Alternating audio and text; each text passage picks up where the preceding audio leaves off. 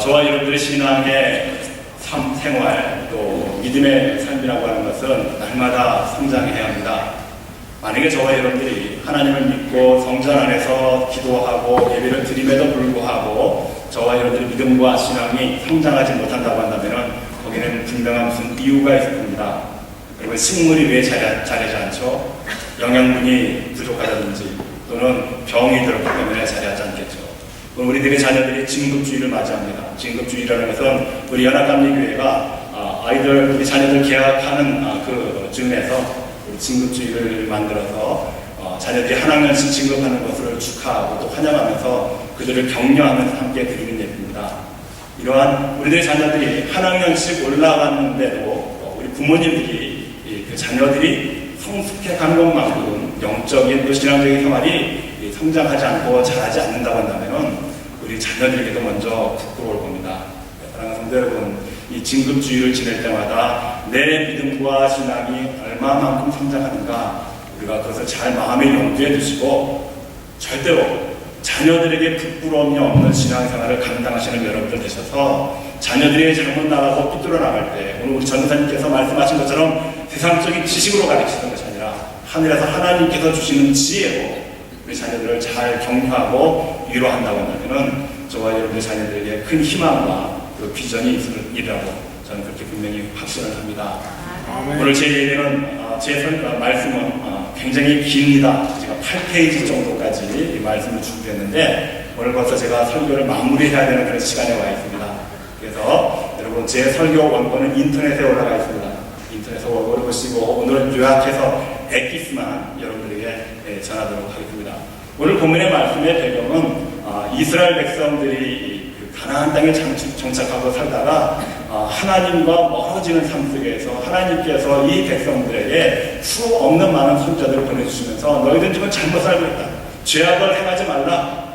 내가 그토록 너희 조상들에게 다짐하고 맹세했던 이 이방 땅에 있는 우상을 섬기지 마라. 그렇게 계속해서 강조하고 있음에도 불구하고 이 이스라엘 백성들이 하나님께로 다시 돌아오지를 못합니다. 그래서 사마리아에 나라를 두고 나라를 세웠던 북쪽 이스라엘이 BC 772년에 아수르에 의해서 멸망을 당하죠. 그 다음에 유다에 남아있는 예루살렘을 중심으로 해서 남아있는 베냐민 지파와 유다 지파 이 두 지파가 예루살렘 성전을 지키면서 연면에 오고 있었는데 그들조차도 성전에서 예배를 드리고 제사를 드림에도 불구하고 점점 더 타락된 생활 하나님께서 뜻하신 말을 이루어드리지 못하는 그런 민족의 삶을 연명해 가고 있었습니다. 이러한 이스라엘 유다 민족의 무능력한 삶 속에서 하나님께서 계속해서 말씀을 전해주시죠. 그러지 말아라. 나에게 다시 돌아오라. 내 말씀으로 너희의 삶을 살아라. 당부하고 부탁하지만 그러나 유다 민족은 하나님 품으로 돌아오지를 못합니다. 우리가 요즘 새벽기도 시간에 예레미야서를 같이 묵상하고 있지 않습니까? 하나님께서 예레미야 선지자를 통해서 유다 민족에게 주는 메시지가 뭡니까? 이것은 나 여호와의 말씀이니라 분명하게 선포하시면서 그 말씀을 지켜 행할 것을 하나님께서는 유다 민족에게 예레미야 선지자를 통해서 전달해 주지 않습니까? 그러나 그럼에도 불구하고 이 유다 민족이 하나님 품으로 돌아오지 못합니다. 이스라엘과 유다 민족이 왜 이토록 하나님께서 그토록 원하셨던 하나님의 백성이 되지 못하고 이방 신들에게 마음이 뺏겨서 우상을 숭배하는 백성들로 타락해버리고 맙니까? 가나안 땅에 정착하게 되면서 이스라엘 백성들은 하나님께서 허락하시는 축복과 번영의 삶을 살게 되었습니다. 그리고 가나안 땅에 도착하기 전까지 광야에서 그들과 함께했던 성막이 이제는 고정화되어서 예루살렘의 성전으로 세워지게 되었습니다. 이 성전이라고 하는 것은 그렇게 웅장하거나 또 큰 그런 규모의 성전이 아닙니다.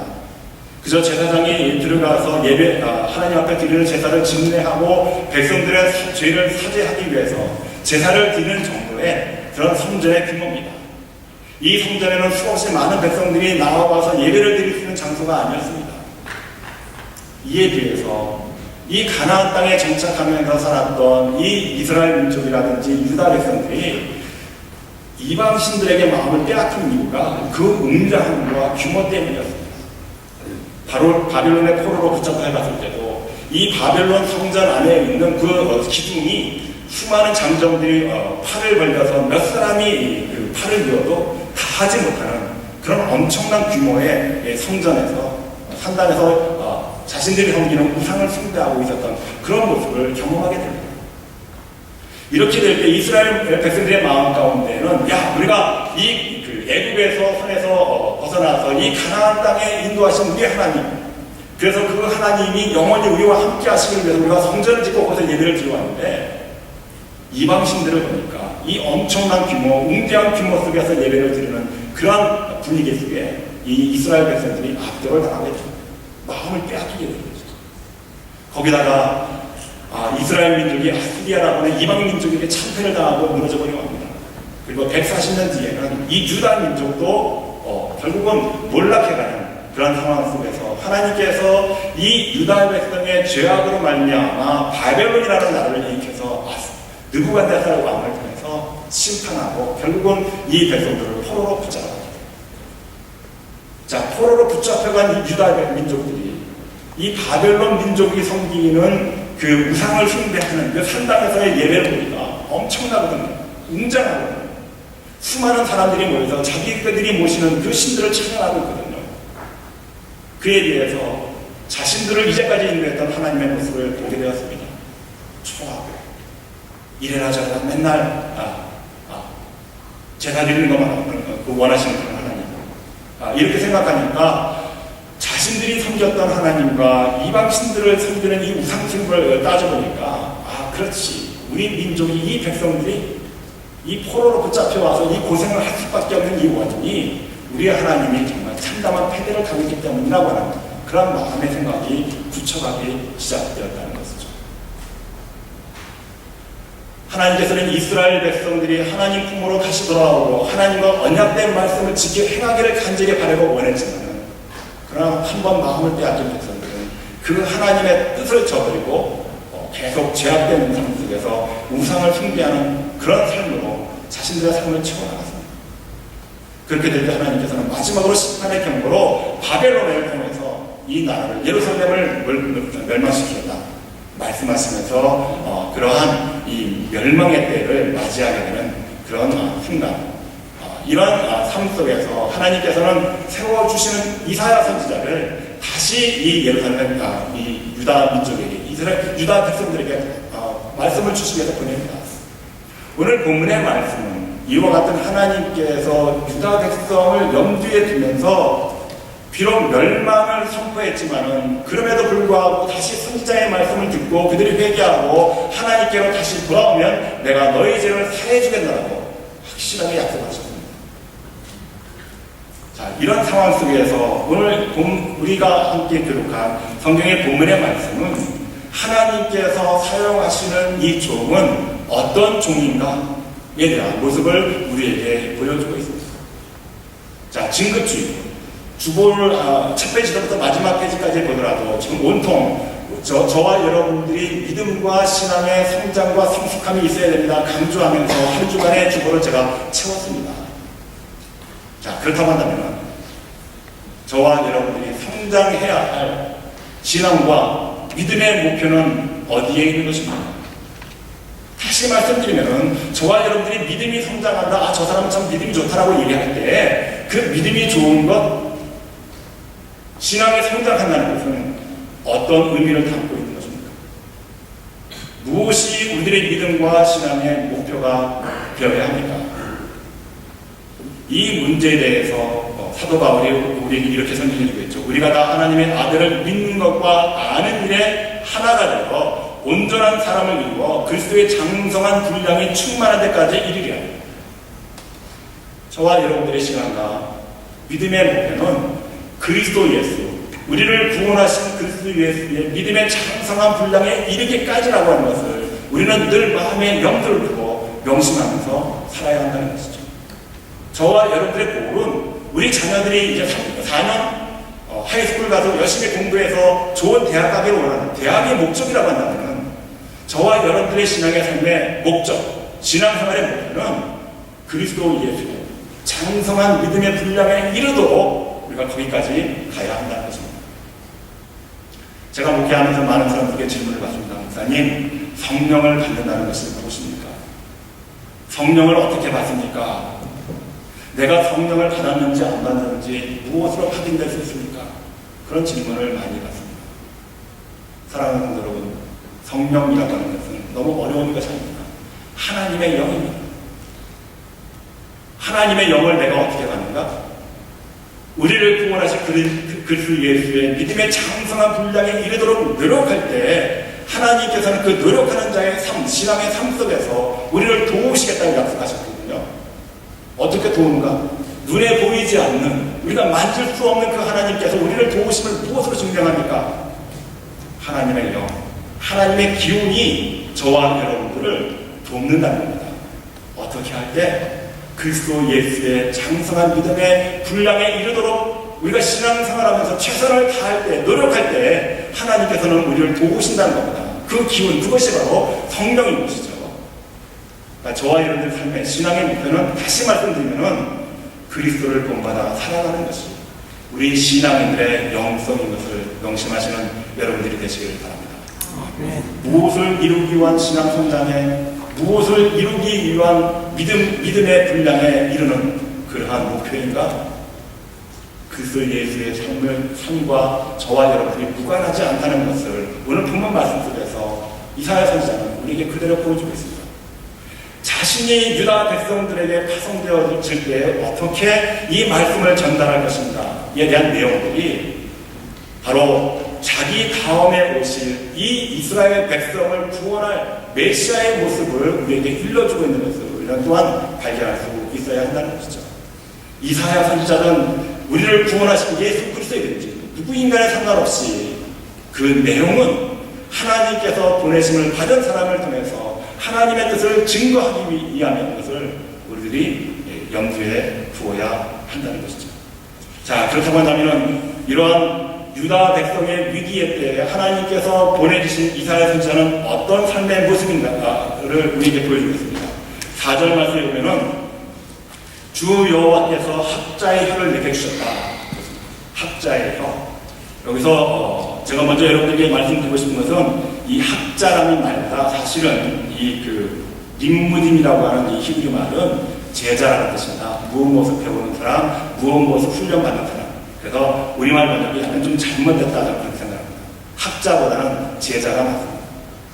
그런데 여기에서 말하는 림무딤이라고 하는 내가 받는 여호와께서 학자의 혀라고, 학자라고 할 때는 1.1획도 가감 없이 내게 주신 하나님의 말씀을 그대로 옮길 수 있는 혀, 이것을 의미합니다.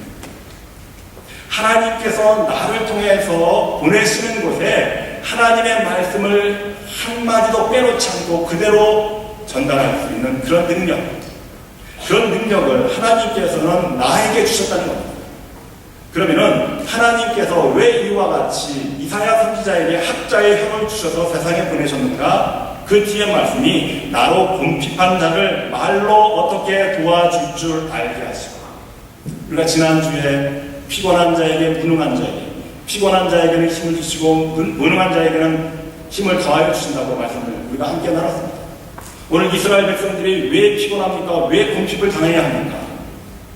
자신들의 죄를 깨닫지 못하고 우상 숭배에 빠져있는 이 백성들, 그리고 그러므로 말미암아 멸망당할 수밖에 없는 위기 상황을 하나님이 이방신에 비해서 너무나 왜소하다.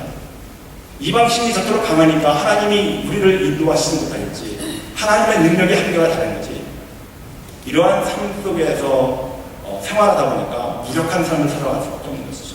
삶 자체가 피곤하게 되는 것이죠. 하나님께서는 이러한 백성들조차도 포기하지 않으시고 이들을 돕기 위해서 학자의 혀를 가진, 제자의 혀를 가진 종을 그 백성들에게 보내주시는데, 왜 보내주시는가? 어떻게 도와줄 줄 알게 하시고, 말씀을 통해서 이 백성들이 필요한 것이 무엇인지를 깨닫는 이 주의 종이 백성들을 돕는 그 사역이 바로 하나님께서 학자의 혀를 주신 이유라는 것이죠. 학자의 혀를 말할 뿐만 아니라 원래 본문 4절의 본문 말씀 가운데서 아침마다 깨우치시되 나의 귀를 깨우치사 제자같이 알아듣게 하시다. 요거는 제자라고 번역했죠.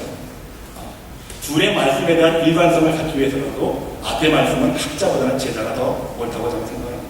자, 아침마다, 이 아침마다라고 했을 때 이 단순히 우리는 그 아침마다라고 하는 이 하나 정도만 나와 있는데, 이 아침마다라고 하는 이 말도 바보케르 이 두 번 반복했습니다. 그러니까 아침마다 원어 성경은 그렇게 나와 있습니다. 바로케르 그러니까 날마다 아침마다 매일매일 강조된 것이 뭡니까? 주의 종 하나님께서 백성들을 돕기 위해서 보내시는 자에게 제자에 혀주는 것도 중요하지만은 아침마다 어떻게 하기 위해서 하나님의 말씀을 깨닫기 위한 귀를 주신다. 저와 여러분들이 아침마다 매일매일 하나님의 말씀을 묵상해야 될 가장 근본적인 이유는 우리가 그것을 귀로 듣고 깨우쳐야 한다는 것이죠. 새벽 기도가 괜히 있겠습니까? 하나님께서 이 백성들을 구원하시기 위해서 날마다 기도하는 사람들을 채우기로 원하시는 성령님의 역사하심이 우리가 여기에 있다고 한다면 우리가 새벽에 잠을 잘 수가 있겠습니까? 여러분들의 신앙의 삶이 더욱더 성장하고 그것을 장성한 믿음의 분량에 이르도록 원하신다고 한다면 매일같이 아침마다 바로케로 하나님께서 여러분들을 부르주셔서 여러분들의 심령 가운데 깨우침을 주시기 위한 그 말씀을 들어야 되지 않겠습니까? 하나님의 말씀을 우리가 귀로 들어야 세상에 나아가서 말씀을 증거하지 않겠습니까? 우리가 이 일에 등한치 않는다면 저와 여러분들의 믿음과 신앙은 절대로 성장할 수가 없습니다. 무엇을 위한 신앙인가? 하나님의 성령의 역사하심을 우리가 체험해야 하나님을 돕는 일에 쓰임을 받을 수 있는 인생이 되지 않겠습니까? 이러한 하나님께서 우리에게 깨우쳐 주시는 기도 주시고 또 제자의 혀 주신다고 한다면 이러한 우리에게 주시는 하나님의 사명에 대해서 우리 자세는 어떻게 될 것인가? 그 모습이 오늘 5절의 말씀이죠. 주 여호와께서 나의 길을 열으셨으므로 내가 거역지도 아니하며 뒤로 물러가지도 않는다. 하나님께서 주신 이 말씀 때문에, 깨우침 때문에 내가 절대로 물러설 수 없다는 겁니다. 새벽 기도에 나오신 여러분들은 잘 아시겠지만 예레미야 선지자가 하나님 말씀을 증거할 때 어떤 고난과 환난을 당합니까? 감옥에도 갇히기도 하고 진흙탕 속에 구덩이 속에 빠뜨려서 밥을 주지 않아서 굶어 죽을 뻔하지 않았습니까? 유다 민족에게는 내국노라고 하는 그런 모욕까지 당하면서 또 하나님께서 이 백성들에게 상징적인 의미로 멍에와 줄을 얽매어지게 하고 그러한 모습을 갖게 하기 위해서 이 예레미야 선지자가 하나님의 말씀이 임했을 때부터 40년 동안 그의 몸에는 멍에로 뒤집어 쓰고 줄을 칭칭 감은 이상 망측한 모습을 가지고 세상을 살았습니다. 하나님의 말씀에 대해서 뒤로 물러설 수 없는 인생의 모습들, 우리는 그런 모습들을 예레미야 선지자와 이사야 선지자의 모습을 통해서 우리가 알 수 있는 것이죠. 우리가 뒤로 물러서지 않을 때 우리 앞에 당하는 모습이 무엇입니까? 내가 하나님의 말씀을 깨우침을 당하고 그렇게 해서 열심히 증거함에도 불구하고 6절 말씀에 보면은 나를 때리는 자들에게 내 등을 맡기며 나의 수염을 뽑는 자들에게 나의 뺨을 맡기며 수욕과 침뱉음을 피하라고 내 얼굴을 가리우지 아니하였느냐. 고난과 환난을 당한다. 어려움을 당한다. 수치를 당하고 모욕을 당한다. 예레미야 선지자가 그러지 않았습니까? 멍에와 줄을 온몸에 칭칭 도매내고 그렇게 40년을 살았습니다.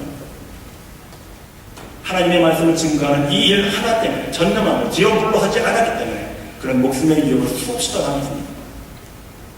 그럼에도 불구하고 그 수욕을 능히 감당하라고 말씀하고 계신 것이죠. 이스라엘 백성들은 가나안 땅에 정착하면서 하나님의 말씀에 대해서 그들이 뒤로 물러서는 백성들이 되어버리고 말았습니다. 그러나 이사야 선지자, 예레미야 선지자를 통해서 이 유다 백성들에게 보여주기를 원하시는 하나님의 백성의 모습은 결코 뒤로 물러서지 말라는 것이죠. 어떠한 환난과 어려움이 온다 할지라도 왜 우리는 뒤로 물러서야 말해야 되는가? 7절 말씀에 주 여호와께서 나를 도우시며 내가 부끄러워하지 아니하고 내 얼굴을 부싯돌같이 붉게 하였은즉 내가 수치를 당치 아니하는 줄 압니다. 하나님께서 저와 여러분들을 도와주시기 때문에 예수를 믿는 이 믿음 안에서 저와 여러분들의 믿음이 성장을 원한다고 한다면 날마다 그리스도 예수를 본받는 그런 삶을 살아야 할 텐데, 이러한 삶이 힘들고 어렵다 할지라도 2000년 전에 오신 예수님께서 십자가를 짊어지시고 골고다 언덕에서 온몸에 피를 다 내가 쏟아버리시는 그 아픔과 고통 속에서 그런 모습이 인류를 구원하시기 위한, 인생들에게 구원의 길이 무엇인지를 제시하시기 위한 하나님 아버지의 거룩하신 뜻을 이 예수 그리스도는 뒤로 물러서지 아니하고 감당하면서 그 모욕과 수치를 당하지 않으셨습니까? 그때 그것조차도 하나님께서는 그 십자가 위에서 고통을 당하시는 엘리 엘리 레마 사하다니, 아버지여 아버지여 어찌하여 나를 버리시나이까, 고통의 외침을 외치는 그 예수 그리스도를 끝까지 도우신 분은 오직 전능하신 하나님 아버지였다는 사실인 것이죠. 그러므로 저와 여러분들의 인생의 삶 속에서 어떤 힘들고 고난스러운 어려운 일이 있다 할지라도 그 일이 예수 그리스도를 위한 일이라고 한다면 물러서지 않는 여러분들이 되시기를 바랍니다. 왜? 하나님께서 우리를 도우시고 계시기 때문이라는 사실을 우리는 명심해야 되겠죠. 공부하는 학생들도 지치고 힘들 때가 있습니다. 그럴 때 부모님들이 하여튼 취업 해줄 수 있는 어떤 지혜를 우리가 가지고 있어야 되지 않겠습니까? 저와 여러분들의 믿음과 신앙 속에서 힘들고 지칠 때 우리가 이 성전에서 무엇을 바라봅니까? 여기에 걸려있는 이 십자가를 바라봐야 되지 않겠습니까? 성도의 삶이라고 하는 것은 평안과 안녕만을 위한 삶이 아니라 이 십자가의 고난이 궁극적으로 저와 여러분들을 살리시기 위한 하나님의 뜻이고, 그 십자가를 지게 하시는 것이 우리를 도우시는 하나님의 역사하심이라고 하면 우리는 언제 어디든 이 십자가를 질 수 있는 결단을 해야 되지 않겠습니까? 하나님께서는 저와 여러분들을 도우시는 분이십니다.